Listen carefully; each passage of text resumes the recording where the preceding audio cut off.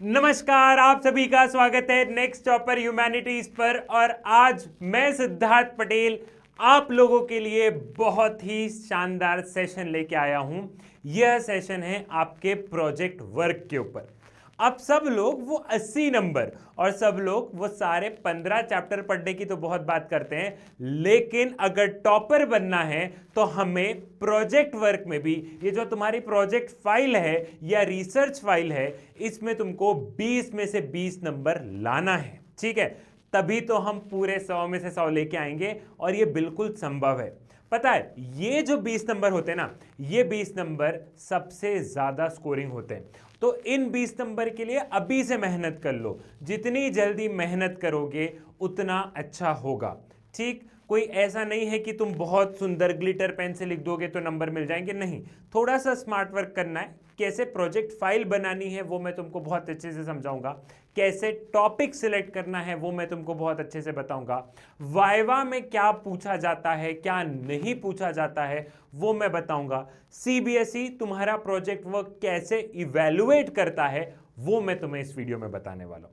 ठीक है, तो ये वीडियो में हम बात करने वाले हैं उन 20 नंबर के बारे में जो कि यूजली सब लोग छोड़ देते हैं, लेकिन सिद्धार्थ ये चाहता है कि उसके इन बच्चों के पूरे 20 में से 20 नंबर आए, क्योंकि 80 में से तो 80 आ ही जाएंगे। वो तो मैं तुम्हें पूरे साल भर पढ़ाऊंगा ही पढ़ाऊंगा, उसका तो हम प्रारंभ करेंगे ही करेंगे। बारी है यहां पे इन 20 नंबर की। तो जरा ध्यान से समझो। पहला सवाल ही आता है, व्हाट इज प्रोजेक्ट वर्क। तुम बोलोगे सर ज्ञान देना, ज्ञान वाली बात नहीं, थोड़ा सा समझो। जैसा कि मैं तुम्हें बताता हूं, पॉलिटिकल साइंस को फील करना है, पॉलिटिकल साइंस को समझना है। जब सीबीएसई ने प्रोजेक्ट वर्क तुमको दिया है तो सीबीएसई के सर्कुलर में रेशनल दिया है कि सीबीएसई ने प्रोजेक्ट वर्क क्यों इंट्रोड्यूस किया है। सबको क्या लगता है कि पॉलिटिकल साइंस थ्योरेटिकल सब्जेक्ट है, political science is all about theories, लेकिन ऐसा नहीं है। समय बदल रहा है, समय बदल रहा है, तो अब पॉलिटिकल साइंस में रिसर्च बहुत ज्यादा आ गया है। हमें समझना होगा कि पास्ट में चीजें ऐसी हुई है तो फ्यूचर कैसा होगा। हम रिसर्च कर रहे हैं, हम डेटा ले रहे हैं। वोटिंग बिहेवियर, मान लो एक एग्जांपल देखते हैं। अगर तुम लोग देख रहे हो कि लोग वोट कैसे दे रहे हैं, उसका प्रिडिक्ट कर रहे हो, तो प्रिडिक्ट करने में रिसर्च लगेगा ना, साइंटिफिक टेक्निक लगेगी ना। तो अब अगर हम इस साइकिल से बाहर निकले, किस साइकिल से, कि political science is all about theoretical subject, इससे बाहर निकलना होगा और हमें समझना होगा कि सरकार ने प्रोजेक्ट वर्क इसलिए लेके आई है ताकि हम साइंटिफिक नॉलेज डेवलप करें, सो दैट हम थोड़ा सा रिसर्च करें, सो दैट हम थोड़ी सी चीजों को प्रैक्टिकल एस्पेक्ट पे बात करें। क्लियर हो गया? ये चीज तुमको समझ में आ गई। तो वही सीबीएसई ने क्या किया है, सीबीएसई ने तुम्हें कुछ ऑब्जेक्टिव, उस सर्कुलर में कुछ ऑब्जेक्टिव आए हैं। सबसे पहले उस ऑब्जेक्टिव को समझो। ये सारी चीजें मैं तुमको क्यों बता रहा हूं, तुमको लग रहा है कि सर क्यों बता रहे हैं, क्योंकि मैं वही बता रहा हूं कि 20 नंबर की बात है बेटा। 20 नंबर को हल्के में नहीं लेना है। ये चीजें तुम समझ जाओगे ना, तो तुम्हें वो एग्जामिनर जो वाइवा वॉइस देने बाहर, वाइवा वॉइस लेने जो बाहर से आएगा ना, उसके तुम दिमाग को समझ जाओगे, क्योंकि वो इन्हीं पॉइंट्स को तो पढ़ेगा, इन्हीं पॉइंट्स को तो एक बेस बनाएगा, उस हिसाब से तो तुमसे सवाल पूछा जाएगा। क्लियर है? ठीक है भैया। Probe deeper, initiate action and reflect on knowledge and skill acquired during the course of 11th and 12th। जो तुमने क्लास 11वीं 12वीं में, ठीक है, जो भी नॉलेज तुमने जो गेन किया है, उस पर डीपर अंडरस्टैंडिंग, क्या नॉलेज गेन किया है, कितनी डीपर अंडरस्टैंडिंग है, इस पे पहला टेस्ट ये करना है। पहला ऑब्जेक्टिव ये है। दूसरा ऑब्जेक्टिव क्या है? Analyze and evaluate real world scenario using social constructivism, a theory based on observation and scientific study। हमें evaluate करना है, एनालाइज करना है आज की तारीख में जो वर्ल्ड में जो चीजें चल रही है, कि कैसे चीजें गवर्न हो रही है, ठीक है, कैसे चीजें हो रही है। अगर तुम इंडिया की पॉलिटिक्स 1947 से लेके 2024 तक समझ जाओगे तो तुमको यह भी समझ में आ जाएगा कि 2030 में भारत में कौन से मुद्दे होने वाले हैं, 2030 में चीजें कैसे होगी। हम कहीं ना कहीं प्रिडिक्ट करने लगते हैं, हम कहीं ना कहीं साइंटिफिक टेक्निक, कहीं ना कहीं हम डेटा लेके समझने लगते हैं कि चीजें कैसी होगी। तो हम एनालाइज कर रहे हैं एज वेल एज हम इवेल्युएट भी कर रहे हैं। जो चीजें हो चुकी है हम उसको भी इवेल्युएट कर रहे हैं कि उस समय जो डिसीजन लिया था वो डिसीजन सही था या गलत था। समझ रहे हो? ये वाली understanding. Then become independent and empowered to choose their topic and gather data from variety of sources, investigate various viewpoint acquired and arrive at logical deduction। वही वाली है कि एक इंडिपेंडेंट टॉपिक तुम लो और उस इंडिपेंडेंट टॉपिक के बाद में क्या हो, उस इंडिपेंडेंट टॉपिक के बाद में तुम अलग अलग जगह से डेटा इकट्ठा करो, अलग अलग किताब पढ़ो, लोगों से बातचीत करो और एक डिडक्शन पे आओ। डिडक्शन पे मतलब एक तरीके से आप एक लॉजिकल डिडक्शन पे आओ कि इतनी सारी फाइंडिंग से मैं क्या पाया, मैंने 1 2 3 4 जगह से चीजें पढ़ी, मैं क्या पाया हूं। ठीक है, चैट जीपीटी सब कुछ करना नहीं होता है, कुछ चीजें थोड़ा सा दिमाग लगा के, अभी समय है, बहुत बढ़िया से करना है तुमको। क्लियर है? inquire into and reflect issue independently in collaboration with other and identify the limitation। आप इंक्वायर करो, ठीक है, आप चीजों को समझो। प्रोजेक्ट वर्क में अब वैसे तो तुम्हें तुम्हारे टीचर्स बताएंगे, ठीक है, स्कूल में तुम्हें टीचर्स बता देंगे, सिंगल बच्चा भी कर सकता है और 4 से 5, 3 से 4 बच्चों का ग्रुप भी कर सकता है। लेकिन यहां पे अब तुम्हारा स्कूल में तुम्हारी टीचर क्या बताती है उस हिसाब से तुम लोग प्रोजेक्ट वर्क पे काम करोगे। ठीक है, तो सीबीएसई ने तो गाइडलाइन इशू कर दी है, लेकिन देखो स्कूल वाली मैडम से मैं ये नहीं बोल रहा हूं कि एकदम पूरा ही बना के, लेकिन वो टीचर है तो रिस्पेक्ट तो करनी है। ठीक है, लेकिन फिर भी इतनी बात तो होनी चाहिए ना कि तुम चीजें डिस्कस कर सको। क्लियर है? तो अपने स्कूल वाले टीचर से वहां पे गाइडेंस लेना कि मुझे अकेले करना है, 2 3 4 लोग साथ में मिलकर कर सकते हैं, और जैसा वो टीचर बोले उस पर ध्यान देना है। क्लियर है? Develop 21st century skill of communication, cooperation, coordination, critical thinking, creativity, collaboration to produce extended and independent work. अब 21st सेंचुरी की स्किल की कोऑर्डिनेशन अकेले से नहीं होगा, साथ में मिलकर करना पड़ेगा।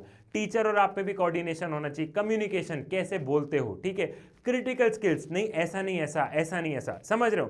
तो ये सारी स्किल्स जो है ये आप प्रोजेक्ट वर्क से एक्वायर करते हो। तुमको लगता है कि क्या होता है, तुमको क्या लगता है, तुमको लगता है कि सर लिख दिया है, लेकिन लिखने से नहीं होता। पता है, क्लास 1st से लेके क्लास 12th में आए हो तो तुम देखोगे कि तुम्हारे अंदर बहुत सारे चेंजेस हैं, और वो चेंजेस अपने आप आते जाते रहते हैं और तुमको पता भी नहीं चलता है कि वो चेंजेस आ जाते हैं। पता है, तो तुम्हें पता भी नहीं चलता है कि तुम्हारी पर्सनैलिटी में कौन कौन सी वैल्यूज आ जाती है। तो ये तुमको लग रहा है कि सर ये फालतू की चीज़ है प्रोजेक्ट वर्क, लेकिन मैं खुद बता रहा हूँ ये बहुत सारे तुम्हें, जब तुम कॉलेज लेवल पे जाओगे, जब तुम जॉब में जाओगे, तो कहीं ना कहीं डायरेक्टली और इनडायरेक्टली ये तुम्हें चीज़ें कहीं ना कहीं हेल्प करेगी। क्लियर?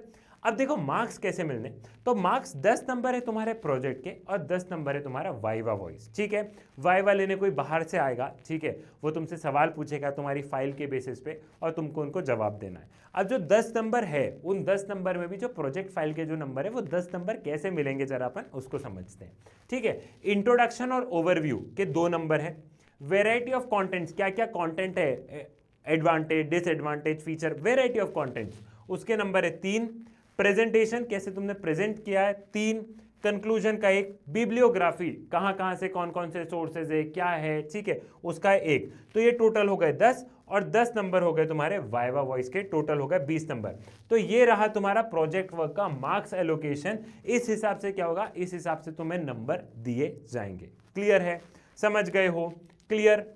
अब क्या है, अब भैया तुम्हें बहुत सारे टॉपिक्स, सीबीएसई ने सर्कुलर में बहुत सारे टॉपिक्स बताए हैं। ठीक है, इन टॉपिक्स पे जरा अपन आते हैं बाद में, पहले जरा तुम ये समझो जो बहुत ज़्यादा काम किए। तुम्हारी जब प्रोजेक्ट फाइल बनाओगे तो क्या उसमें होना चाहिए, सबसे पहले इंट्रोडक्शन बहुत ज़्यादा ज़रूरी है, एक इंट्रोडक्शन प्रॉपर से लिखना। उसके बाद ऑब्जेक्टिव बहुत ज़्यादा ज़रूरी है। ऑब्जेक्टिव मतलब कि मान लो तुमने टॉपिक ले लिया नॉन अलाइनमेंट मूवमेंट, टॉपिक क्यों लिया, क्या ऑब्जेक्टिव है, तो 1 2 3 4, ठीक है। कभी कोई तुमसे पूछे कि तुमने ये टॉपिक क्यों लिया, तो पता होना चाहिए ना, ऑब्जेक्टिव ही तो है कि सर मैंने ये टॉपिक इसलिए लिया, पॉइंट नंबर 1 2 3 4, समझ रहे हो? तो इंट्रोडक्शन, ऑब्जेक्टिव, इन सारी चीज़ों का ध्यान रखना है। उसके बाद में क्या है, मेथडोलॉजी। मेथडोलॉजी मतलब कि तुमने कहाँ से इंफॉर्मेशन कलेक्ट करी। तुम बताओ कि कुछ गूगल से, तुमने मान लो कोई मिनिस्ट्री बोल दिया, मिनिस्ट्री ऑफ एक्सटर्नल अफेयर से लिया, ये वहाँ से पढ़ा, तो books, internet, interview, newspaper articles, क्या कहाँ कहाँ से तुमने डेटा लिया है, कहाँ कहाँ से तुमने अपना प्रोजेक्ट बनाया है, वो सारी चीज़ें तुमको बहुत स्पेसिफिकली मेंशन करोगे तो क्या होगा, तो एक एडेड एडवांटेज मिलता है। क्लियर है? उसके बाद में क्या है भैया, उसके बाद में मेन कंटेंट। तो यहाँ पे क्या है, आप टर्म्स को बहुत अच्छे से डिफाइन करो, एक हिस्टोरिकल बैकग्राउंड दो। ठीक है, अगर हम बात कर रहे हैं इंडिया पाकिस्तान रिलेशन पे भी, तो एक हिस्टोरिकल बैकग्राउंड वहां पे दो। उसके बाद में करंट सिनेरियो, हिस्टोरिकल बैकग्राउंड देने के बाद तो एक पॉलिटिकल साइंस में आपको करंट से लिंक करना है। ठीक है, जो भी हो चुका है वो हिस्ट्री है, लेकिन जो भी प्रेजेंट में चल रहा है वो पॉलिटिकल साइंस है। ठीक है, जो हो चुका है वो हिस्ट्री है, और जो प्रेजेंट में चल रहा है वो क्या है, वो है पॉलिटिकल साइंस, वो है politics. Present politics is political science and past politics is history. Clear? तो करंट सिनेरियो क्या है केस स्टडीज लाओ, एग्जाम्पल लाओ, ग्राफ बनाओ, चार्ट्स बनाओ, मैप बनाओ, इमेजेस लगाओ, जहां जहां एप्लीकेबल, जहां जहां तुम ये चीजें कर सकते हो, ये सारी चीजें तुमको करनी है। ये अट्रैक्टिव बनाता है। अट्रैक्टिव मतलब ये नहीं है कि कहीं नीला पेन, कहीं नारंगी, तो कहीं कुछ, तो कहीं पर्पल, इतना भी चांद सितारा नहीं करना है। तुम नीट एंड क्लीन वर्क कर सकते हो, कम रिसोर्सेज में बहुत अच्छे से कर सकते हो। क्लियर है? उसके बाद में क्या है? उसके बाद में भैया तुमने ये टॉपिक लिया तो तुम्हारा क्या एनालिसिस है, तुम्हारी क्या एनालिसिस है, उसको एक छोटे से उसमें लिखो, ठीक है, कि तुम एज एन बच्चे तुम क्या समझते हो उससे। कंक्लूजन लिखो, बिब्लियोग्राफी लिखो कि तुमने कौन कौन से सोर्सेज, कौन कौन सी वेबसाइट, कौन कौन सी किताब से तुमने वो प्रोजेक्ट बनाया है, कहाँ कहाँ से कंटेंट उठाया है, वो सोर्सेज तुमको लिखना चाहिए। ठीक है, ये सारी चीज़ें क्या है, ये सारी चीज़ें ही तुमसे पूछी भी जाती है और यही सारी चीज़ें तुम्हें एडेड एडवांटेज भी देती है। क्लियर है?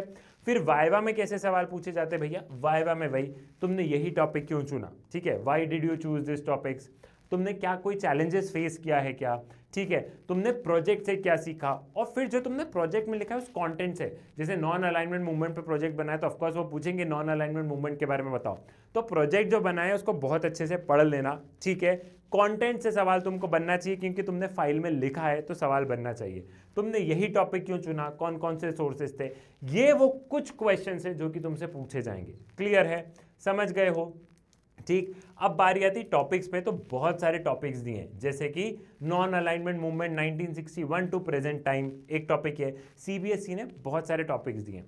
अब इसमें ये कि तुम्हारा स्कूल या तो तुम्हें ऑप्शन दे रहा है कि तुम पूरे के पूरे में से कोई भी कर लो, या अगर तुम्हारे टीचर कोई पर्टिकुलर है कि ये 4 टॉपिक में से करो, तो इसमें अपने टीचर से बात करना है, उनका गाइडेंस वहाँ पे लेना है। हमेशा अपने जो टीचर है एक बार उनसे पूछो वो क्या चाह रहे हैं, उनकी क्या एक्सपेक्टेशंस है, उस हिसाब से काम करो। ठीक है, तो ये टॉपिक्स तुम लोग पढ़ ही सकते हो। डिवीजन ऑफ जर्मनी हो गया with special focus on construction and dismantling of Berlin Wall, Central Asian republic, disintegration of USSR, ठीक है, with special focus on Gorbachev, Arab Spring, ठीक है। फिर negative and positive aspect of relation between India and the following countries, ठीक है, कोई भी एक कंट्री पे और उनकी करंट अपडेट, तो या तो India Russia, India China, India Pakistan, India Bangladesh की हिस्टोरिकल बताओ, करंट अपडेट बताओ, पॉजिटिव नेगेटिव बताओ इनके रिलेशंस के, इस पे भी काम कर सकते हो। आसियान हो गया, यूरोपियन यूनियन एंड ब्रेक्जिट हो गया, बहुत सारे तो तुम्हारे सिलेबस का पार्ट है, पता है, BRICS, SAARC, India's nuclear policy, United Nations with focus on India's candidature in security council, ये मैं तुमको पढ़ाऊंगा भी प्रारंभ में, बहुत इंपॉर्टेंट है। यूएन की एजेंसी हो गई, पेंडेमिक्स बहुत इंपॉर्टेंट है, पेंडेमिक्स, कोविड-19 and its impact and its global impact, इस पे कर सकते हो। Partition of India, theory behind its legacy, ठीक है, comparison between Niti Aayog and planning commission and their contribution to the development, electoral election 2019, the rise of BJP and downfall of Congress, imposition of emergency in India, NDA 3 and NDA 4, ये बहुत सारे topic है जिन पे की क्या कर सकते हो, जिन पे की तुम काम कर सकते हो। ठीक है, तो एक बार अपने टीचर से बात करो, कौन कौन सी चीज़ें तुमको ध्यान रखनी है मैं बता चुका हूँ, इंट्रोडक्शन, ऑब्जेक्टिव, मेथडोलॉजी, कंटेंट, ठीक है, तुमने क्या एनालिसिस किया, क्या कंक्लूजन है, बिब्लियोग्राफी, कैसे सवाल आ सकते हैं, ये भी मैं तुमको बता चुका हूँ। ठीक है, प्रोजेक्ट वर्क देखो बेटा बहुत आसान है। ये मेरा वीडियो बनाने का उद्देश्य ये है कि मैं जब तुमसे बात करूं तो तुमको ये लगना चाहिए कि सर ने पूरा साथ दिया है। ऐसा नहीं है कि सर ने सिर्फ 80 नंबर का पढ़ा है, सर ने तुमको पूरे 100 नंबर का पढ़ा है, और वो 100 नंबर में 100 नंबर कैसे लाना है वो भी बताते चल रहा हूँ। इसके अलावा तुमको डाउट है तो बिल्कुल तुम कमेंट सेक्शन में पूछो, मैं बताऊंगा, जवाब दूंगा। क्लियर है? एक चीज़ का विशेष तौर पे ध्यान रखना है कि टेलीग्राम चैनल है, ठीक है, एक टेलीग्राम चैनल पे तुमको ज्वाइन करना है, क्लास 12 नेक्स्ट टॉपर ह्यूमैनिटीज़। इस पर क्या होता है, इस पर हम बहुत सारी अपडेट्स, बहुत सारे वीडियोज़ के अपडेट आते हैं, तो जिन बच्चों ने ज्वाइन नहीं किया वो क्या कर ले, वो इस टेलीग्राम चैनल को ज्वाइन कर ले, स्कैन कर ही लिया होगा तुमने। ठीक, तो पॉलिटिकल साइंस में डरने की नहीं है बात, क्योंकि सिद्धार्थ पटेल है तुम्हारे साथ। चाणक्य नीति से लेकर राजनीति तक तुम्हें जो चाहिए सब कुछ है मेरे पास। मुलाकात होगी नेक्स्ट वीडियो में, तब तक के लिए धन्यवाद।